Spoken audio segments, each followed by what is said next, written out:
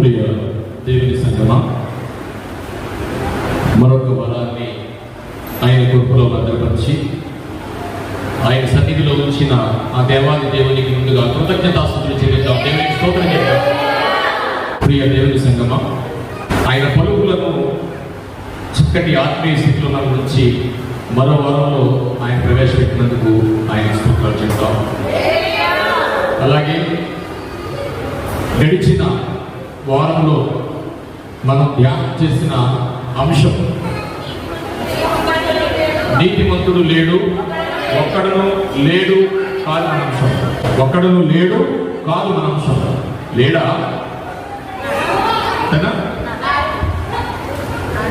నేను ఒక మాట అడుగుతాను, నీతిమంతుడు ఉంటే మంచిదా లేకపోతే మంచిదా? ఎందుకని? ఎందుకంటే బైబిల్లో నీతిమంతుడు లేడు, ఒక్కడు లేడు అని కంటే బైబిల్లో నీతిమంతులు ఉన్నారు అంటే మనకు ఉపయోగం ఏంటి? వారి యొక్క జీవితాన్ని మనం చూసి నీతిమంతులుగా మారుతాం. మరి నీతిమంతుడు లేడు, ఒక్కడు లేడంటే మనం ఎవరిని చూడాలి? ఎవరిని చూసి నేర్చుకోవాలి? ఎవరు మాదిరి కావాలి మనకి? సో ఇది ఒక ప్రశ్న. నీతిమంతుడు ఉంటే మంచిదా లేకపోతే మంచిదంటే నీతిమంతుడు ఉంటే మంచిది. సరే, దేవుడు కృపను బట్టి రెండవ అంశంలోకి మనం ప్రవేశపెట్టినందుకు ఆ దేవునికి స్తోత్రాలు చెల్లిస్తూ, అలాగే గతించిన కాలంలో మనం ఎంతవరకు వచ్చామంటే పౌలు గారి యొక్క లేఖనాలు అంత తొందరగా అర్థం కావు అనే విషయాన్ని మనం ధ్యానించాం. పౌలు గారి పత్రికలు అర్థం చేసుకోవడం కంటే అపార్థం చేసుకోవడం ఎక్కువ ఉంటుందని మనం ధ్యానించాం. సో ఇవాళ దేవుడు కృపను బట్టి నీతిమంతుడు లేడా, ఒక్కడు లేడా అనే మన అంశంలో నీతిమంతుల గురించి వాళ్ళు ఎలా ఉంటారనే దాని గురించి నేను మాట్లాడలేదు. కానీ పౌలు గారు చెప్పిన విషయాన్ని, నీతిమంతుడు అసలు లేడా, నీతిమంతులు ఎవరు, నీతిమంతులు కావాలంటే ఏం చేయాలి, ఎలా ఉండాలి, అసలు నీతిమంతులు ఉన్నారా లేదా అనేది మనం ముందు వారంలో చూసుకున్నాం. చక్కటి విషయాలు మనకి లేఖనాధారాలతో పౌలు గారి మీద మనం ఏం చేస్తామంటే అభియోగం చేసాం. అయ్యా, నీతిమంతుడు లేడు, ఒక్కడు లేడు అంటున్నారు కదా, మీరు రాసిన పత్రికలోనే మీరు నీతిమంతుడని రాశారు కదా అని పౌలు గారితో మనం మాట్లాడాం. ఏమంటే ఇగో నీతిమంతులు ఉన్నారని, చాలా మంది ఉన్నారని. అందులో ఒక అద్భుతమైన విషయాన్ని కూడా మనం మాట్లాడుకోలేదు, ఓవరాల్గా చెప్పేస్తున్నాను. రాహాబు అంటే ఆమె ఎవరండి? వేశ్య అని రాయబడింది. ఆమె నీతిమంతురాలు అయింది. అంటే నేను నీతిమంతుడు అవ్వలేమా? ఎందుకు బట్టి నీతిమంతులు అయింది అంటే విశ్వాసమును బట్టి. ఆమె ఆ తర్వాత మారుమనసు పొంది దేవుని తెలుసుకున్న తర్వాత ఆమె ఎప్పుడూ పాపము చేయలేదు కదా.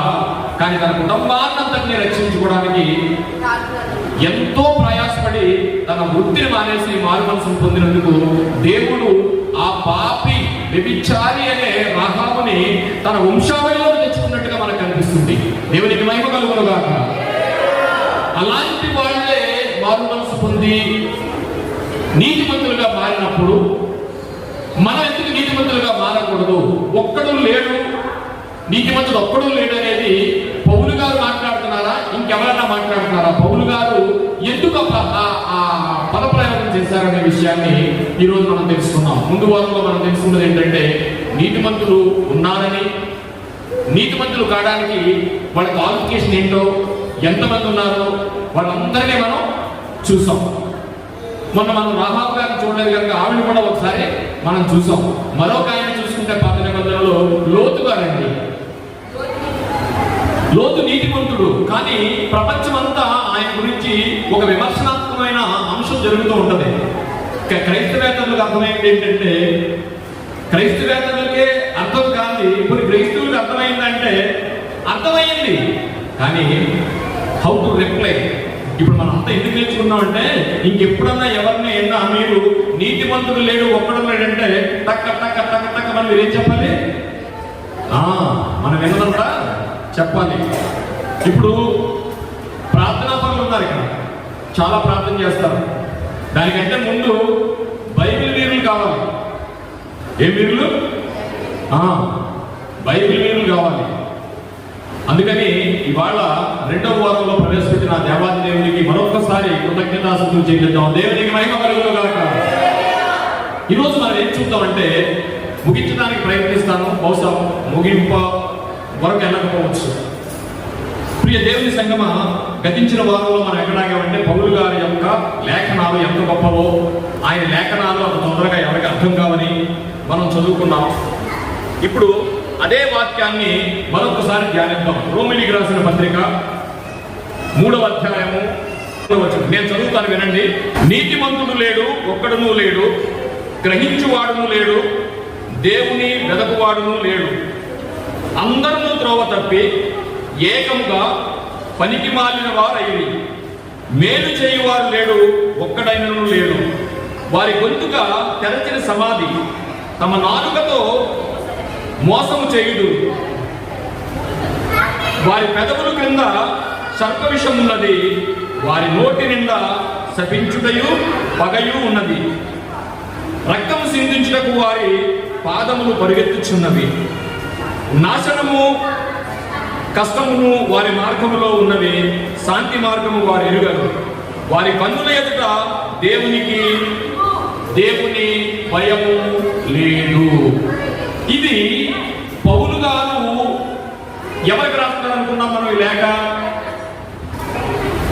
పౌలు గారు ఎవరికి రాస్తున్నారు ఈ లేఖ అంటే, 1వ శతాబ్దంలో యేసుప్రభు వారు ఆరోహణయి పరలోకం వెళ్ళిపోయిన తర్వాత మేడగదిలో పరిశుద్ధాత్ముడు సర్వసత్యం భూమి మీదకి వచ్చినప్పుడు అక్కడ మారిన యూదులు 3000 మంది పేతురు గారు విని, ఆ 3000 మంది చాలా సంఘాలుగా చాలా చక్కటి ఆత్మీయంలో పెరగడానికి అందరూ ఉంటే, వారందరి గురించి పౌలు గారు రాస్తున్న లేఖని మనం చెప్పుకున్నాం.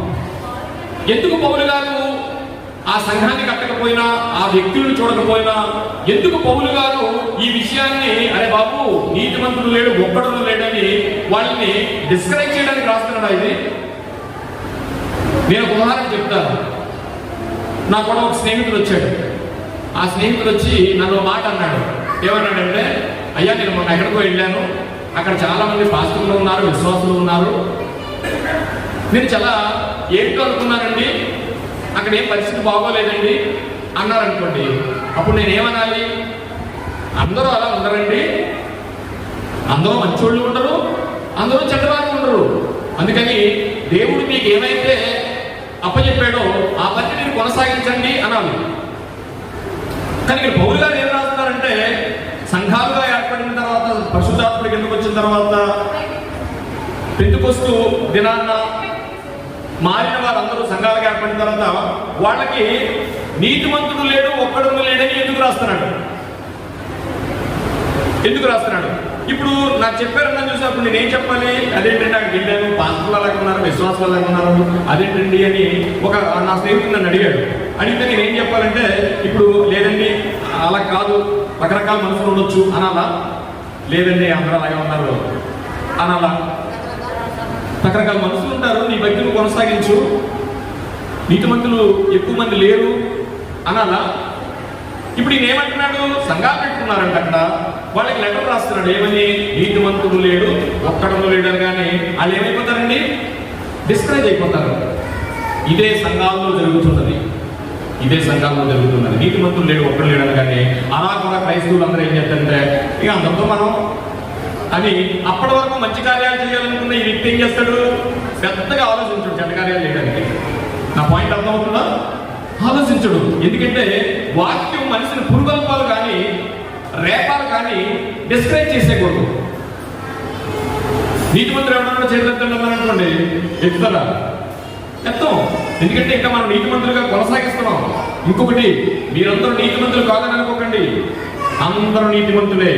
ఎప్పుడు బాప్తిసం తీసుకున్న తర్వాత అక్కడ నుంచి మన రక్షణ కొనసాగిస్తూ అంతము వరకు సహించేవాడు, అంతం వరకు ఆయన ధ్యానించేవాడు అందరూ నీతిమంతుడే.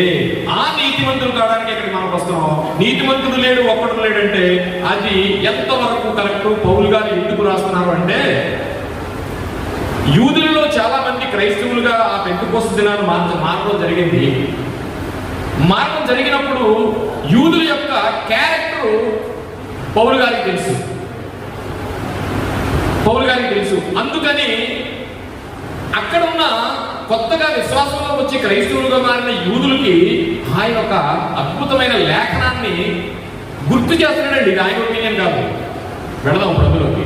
ఇది పౌలు గారు అన్నారా, ఎవరో అన్నారని ఆరోపించారా అనేది మనకు తెలియాలి. ఎందుకంటే అక్కడ మారిన యూదులందరూ చాలా గర్విష్ఠులండి. మేమే నీతిమంతులం, మేము తప్ప ఇంకెవరు నీతిమంతులు కాదనే గుంపే శాస్త్రులను పరిసయ్యులని. అలాంటి వారి నుంచి, అలాంటి గుంపులో నుంచి మారిన వారందరికీ ఏం చెప్పాలనుకున్నాడంటే, ఇదిగో నాయన, మీరు వేరేలా ఆలోచిస్తున్నారేమో, కాదు, పూర్వం మన శాస్త్రులు పరిచయులు లేకపోతే యూదులు అనేది పక్కన పెట్టి ఇప్పుడు మనం చేయాల్సింది ఏంటంటే ధర్మశాస్త్ర క్రియలు కాదు, నేను గొప్పోని అనేది కాదు. ఇప్పుడు క్రీస్తు వచ్చాడు, క్రీస్తును వెంబడిస్తేనే నీతిమంతుడు అవుతావు అనే విషయాన్ని వాడికి చెప్పడానికి ఈయన సొంత మాటలుగా చెప్పలేదండి. అదేంటంటే పౌలు గారి మాట్లాడారని మీరు అవ్వచ్చు. ఇప్పుడు మనం చదవబడిన వాక్యాన్ని బట్టి చిన్న ప్రార్థన చేసుకుందాం. పరిశుద్ధుడా, ప్రేమగల తండ్రి, మహోన్నతుడా, మీకు స్తోత్రాలు నాయన. ఇక గతించిన కాలంలో నీతిమంతుడు ఈ భూమి మీద ఒక్కడునూ లేడా అనే అంశాన్ని మా ముందు ఉంచారు నాయన. మీ లేఖనాల ద్వారా మాకు అనేకమైన అనుభవ జ్ఞానాన్ని నేర్పించారు. ఈరోజు మరొక రెండవ భాగంలో మేము ప్రవేశిస్తుండగా నాయన, చెబుతున్న నాకు, వింటున్న నీ పిల్లలకు సమయోచితమైన జ్ఞానాన్ని దయచేయండి. చెబుతున్న ఈ మాటలలో, ఈ లేఖనాలలో నా సొంత జ్ఞానం కానీ సొంత ఆలోచన కానీ లేకుండా కేవలం నీ నోటి మూలగా నీ జీవపు గ్రంథపు పలుకులను వినిపించడానికి మీరు కృప చూపండి. అలాగే నేను చెబుతున్న నాకు, వింటున్న నీ పిల్లలకు నీ కుమారుడు పరిశుద్ధాత్మ సహాయాన్ని దయచేసి యావత్ చింతను మీ పాదాల ముందు మీ చిత్తానికి అప్పగించుకుంటూ ఈ చిన్న ప్రార్థన యేసు వారి ప్రశస్తమైన నామములో మిక్కిలి వినయంతో బ్రతిమలాడి వేడుకొనుచున్నాము తండ్రి, ఆమేన్. ఆ లేఖనాన్ని చదువుకున్నాం కనుక పౌలు గారి యొక్క లేఖనాలు చాలా లోతైనవి చదువుకున్న ఆ వచనాన్ని మనం చదువుకునే అంశంలో పెడదాం. పేతురు గారు రాసిన 2వ పత్రిక